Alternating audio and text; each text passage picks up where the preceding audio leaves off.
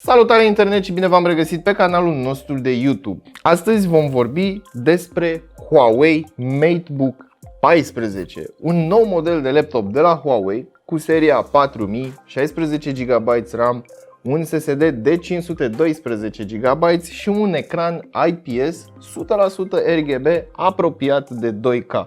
Și de ce spun apropiat? Ei bine, vom observa acest lucru în minutele ce urmează. Hai să vedem de ce este în stare acest laptop și de ce sunt mai entuziasmat decât data trecută în ceea ce privește seria MateBook. Pentru că, un mic spoiler, Huawei chiar și-a dat interesul.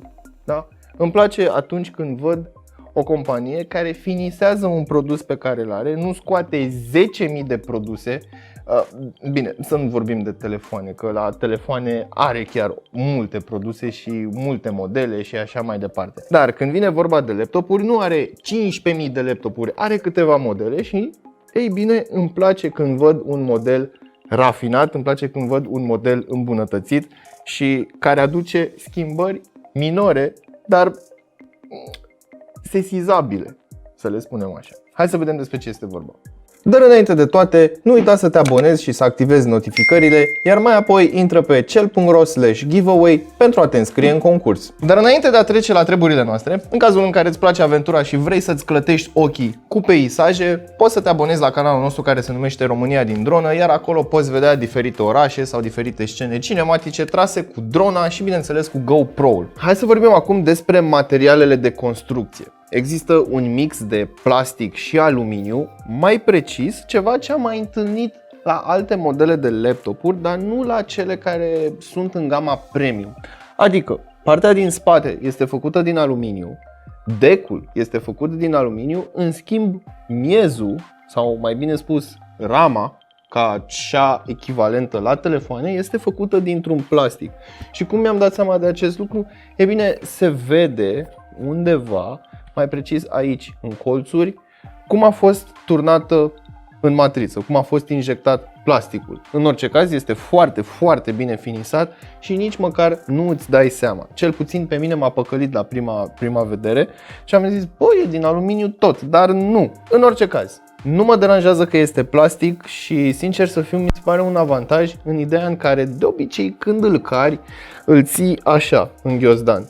Și poți să lași ghiozdanul pe jos și în momentul în care l-ai lovit sau cineva te-a lovit, e bine, rama de aluminiu tinde să se îndoaie și să rămână îndoită. În orice caz, mergem mai departe către ecran, sau mai bine spus către capacul ecranului, care și el la rândul lui este făcut din aluminiu și avem pur și simplu logo-ul Huawei. Nu se aprinde logo-ul, dar este foarte minimalist și se simte foarte, foarte bine în mână. Atenție, dacă ai mâinile foarte uscate sau foarte transpirate, laptopul tinde să fie destul de alunecos. Așadar, dacă vrei să-l înmânezi cuiva, ai grijă să-l ții foarte bine, iar persoana căreia îi înmânezi laptopul să-l prindă la fel foarte bine, pentru că există riscul să-ți alunece din mână și să dai cu el de pământ, ceea ce nu ai vrea să se întâmple. Acum hai să vorbim despre greutate și grosime. Iar aici am observat ceva destul de interesant. El în sine este un laptop de 14 inch și cântărește 1,49 kg. Are o grosime de aproape 16 mm și anume 15,9, iar bezelul de jur împrejurul ecranului are o grosime de 4,9 mm. Care-i faza cu punct 9 ăsta? În orice caz, este un laptop foarte portabil, ultra portabil. Unii ar putea considera că este cam greu pentru ghiozdanul lor și cei drept, da, pentru un dispozitiv slim and light tinde să pară destul de greu. În schimb, faptul că este făcut din aluminiu și destul de solid, nu poți să-l îndoi atât de ușor. Eu mă declar mulțumit cu construcția acestui laptop, însă este destul ca să intre în rând cu celelalte laptopuri din aceeași gamă de preț.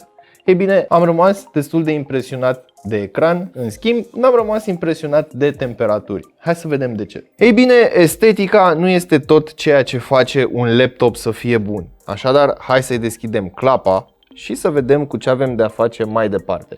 Atenție, acest laptop nu se deschide cu o singură mână și dacă vei vrea să faci acest lucru, există posibilitatea să-l arunci de pe birou sau să-l împingi către marginea biroului. În orice caz, imediat cum deschidem clapa, avem o priveliște destul de minimalistă, destul de office business în zona aceasta, fără prea multe elemente de design. Avem doar sigla Huawei și aici un sticker cu seria 4000 Ryzen 5, evident pe care îl putem dezlipi și atunci totul va fi un setup curat. Hai să vorbim prima oară despre ecran, pentru că am spus că este aproape 2K și am promis că vă și explic de ce. Avem un aspect 3:2. Asta înseamnă că este puțin mai înalt și puțin mai îngust. Aspectul acesta îmi place foarte, foarte mult, dar motivul pentru care este 2K este că avem 1440 pe 2160. Pur și simplu pentru că ecranul este mai îngust,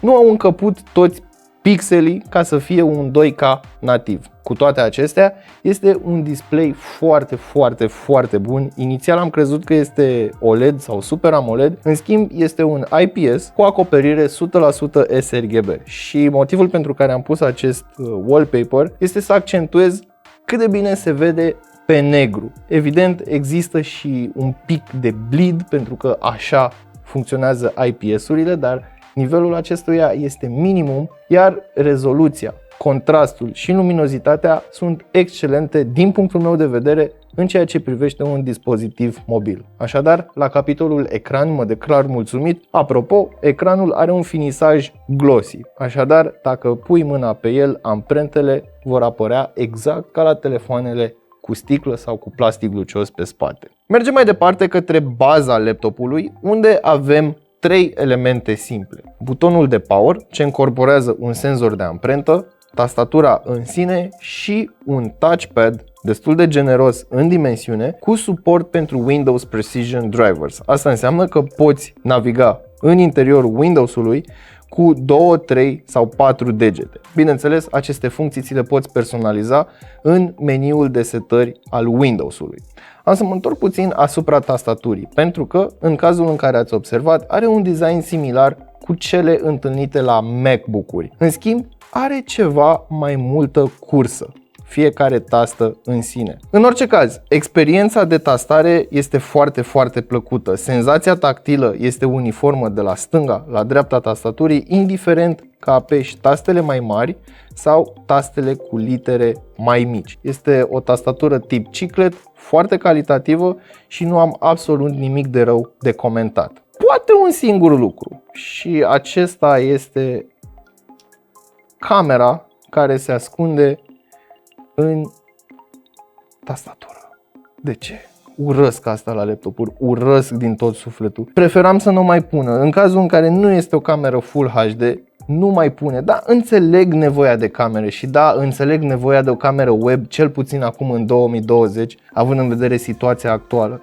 Dar vă rog eu frumos, cei care faceți laptopuri, ce e asta? Ce e asta? Toată lumea poate să-ți vadă gușa, nasul, bărbia sau, mai bine spus, petele negre de pe tavan în cazul în care ești într-o videoconferință. Să nu uităm, aceasta este iluminată în două poziții, sau mai bine spus în două moduri, iluminare slabă și iluminare puternică, să-i spunem așa, însă mi-aș fi dorit să fie ceva mai predominantă lumina, ceva mai proeminentă, în ideea în care în momentul acesta este aprinsă și nu se vede. Alte laptopuri ce au tastatura iluminată, se poate vedea clar lumina cum iese de dedesubtul tastelor. În orice caz, unii vor fi foarte, foarte entuziasmați de această lumină mai fină, această lumină mai fadă, în ideea în care chiar nu o să deranjeze pe absolut nimeni, iar zgomotul scos de tastatură nu este chiar atât de mare. Dacă vrei să tastezi încet, poți să faci acest lucru, poți să te duci cu laptopul într-o librărie. Dacă vrei să tastezi ca un maniac,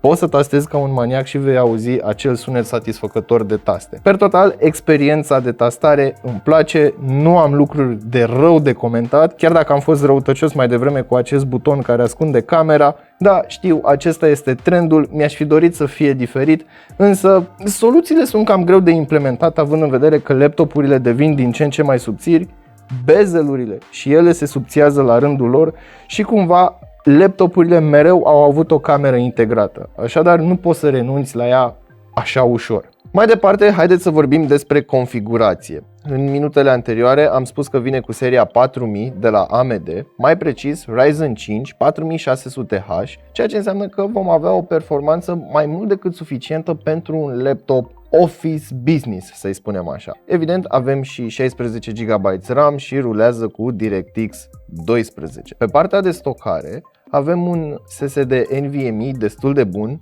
SN730 de 512 GB și vitezele acestuia sunt acum afișate pe ecran pentru că am făcut și Crystal Disk Mark. În ceea ce privește performanța în sine a procesorului, a trebuit să facem și Cinebench, 8150 de puncte pe multicore și 1169 de puncte pe single core. Evident, nu va fi o rachetă de laptop, dar din nou, în ceea ce privește destinația acestui laptop, performanța este mai mult decât suficientă. Passmark, pentru cei care sunt interesați, aveți aici scorurile și la celelalte categorii, iar scorul general este de 4449,7 puncte.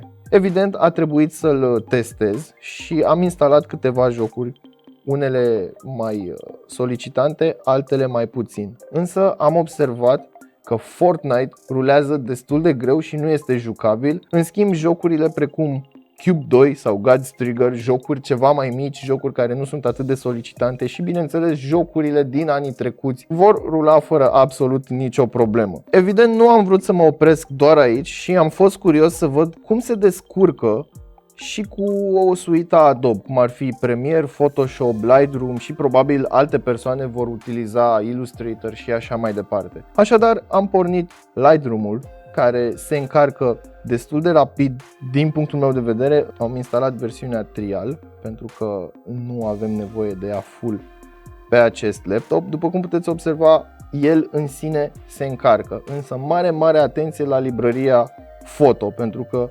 evident, cu cât vor fi mai multe fotografii, programul va rula mai greu. Photoshop-ul și el la rândul lui se descurcă destul de bine. Am reușit să editez o fotografie pe aici, pe acolo, ceva corecție de culoare, ceva layere, însă nu îți imagina că vei putea să faci, eu știu, muncă de studio foto pe acest laptop. În final am deschis și Premiere, care și el la rândul lui se mișcă destul de bine. 4K, nu-ți face iluzii că vei reuși să randezi destul de rapid pe acest laptop, se va încinge destul de tare și timpul de randare va fi destul de mare. În schimb, tot ce vei filma cu un telefon Full HD, 30, 60 sau 120 de cadre pe secundă, ei bine, nu vor avea absolut nicio problemă în a fi editate pe acest laptop.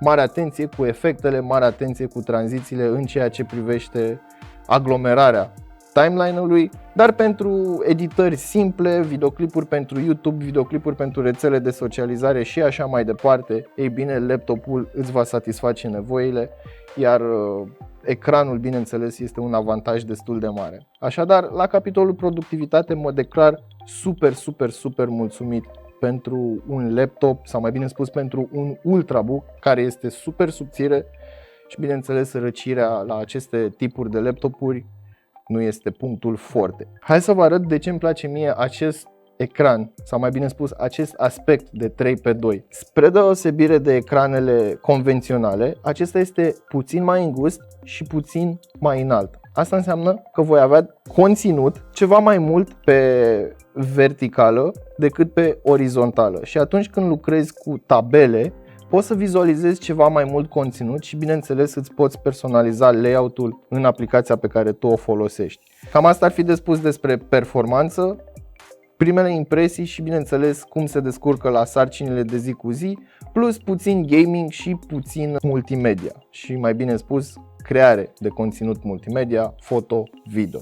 E bine, uite că ne apropiem și de finalul acestui videoclip și mai avem de vorbit despre porturi și baterie. Avem Type-C, pe care îl folosim pentru a încărca laptopul, dar și pentru a conecta alte dispozitive, o mufă audio jack 3.5 și HDMI pentru a conecta diverse monitoare sau ecrane și așa mai departe. La capătul celălalt, sau mai bine spus pe partea dreaptă, avem două mufe USB-A 3.2. Asta înseamnă că există conectivitate foarte, foarte bună. Hai să vorbim puțin despre baterie. Iar aici este cu dus și întors. Am avut o experiență mixtă, dar nu rea deloc. Înăuntru este un acumulator de 56 de Wh.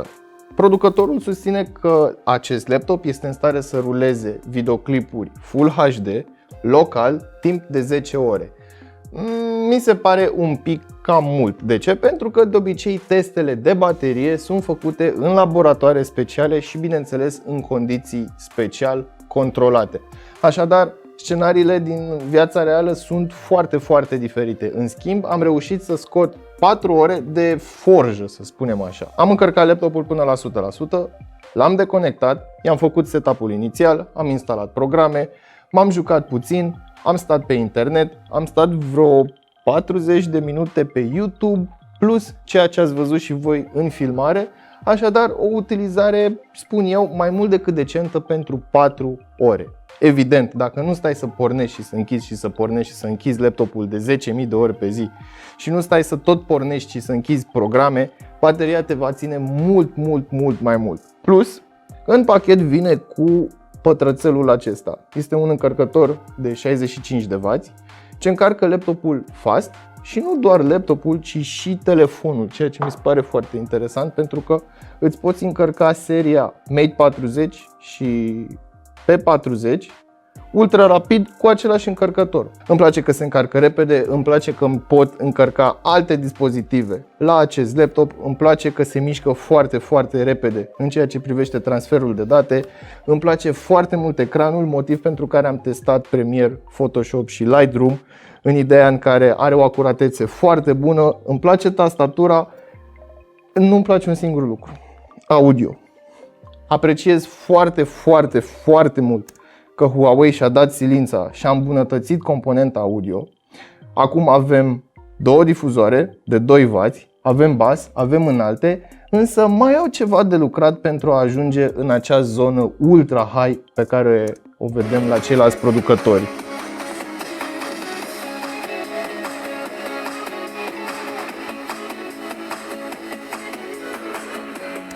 Per total, este un laptop care, din punctul meu de vedere, își merită pe deplin numele de Ultrabook. Avem conectivitate bună, bine, nu avem DisplayPort, 10 porturi USB Type-C, Thunderbolt și așa mai departe. Dar poți să conectezi periferice, poți să conectezi prin Bluetooth aproape orice pentru că avem 5.0, avem și Wi-Fi AC 5 GHz. De asemenea, laptopul integrează și funcția Huawei Share, ce permite transferul de date cu ușurință între acesta și un telefon smartphone Huawei compatibil cu această opțiune. Așadar, la capitolul acesta nu am ce să comentez.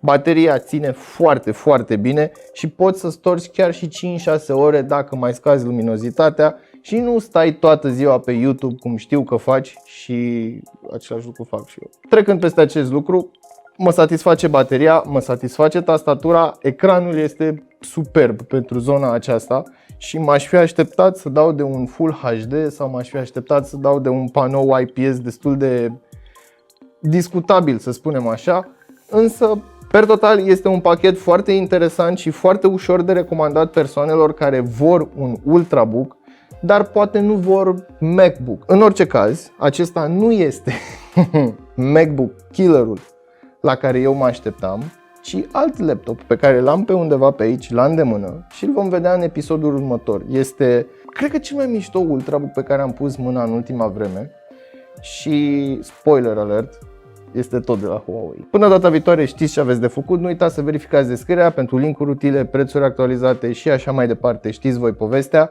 Nu uitați să vă dați cu părerea despre acest cățeluș în secțiunea de comentarii de mai jos și întrebarea mea pentru voi este: ce părere aveți de zona aceasta de Ultrabook-uri? Voi v-ați da pe Huawei? V-ați lua un Ultrabook de la Huawei? Eu sincer mi-aș lua unul pentru că îmi place și experiența pe care am avut-o a fost asemănătoare și diferită în același timp. Este un paradox și o plăcere să folosești un dispozitiv nou, dar cu obiceiurile tale vechi. Până data viitoare, salut!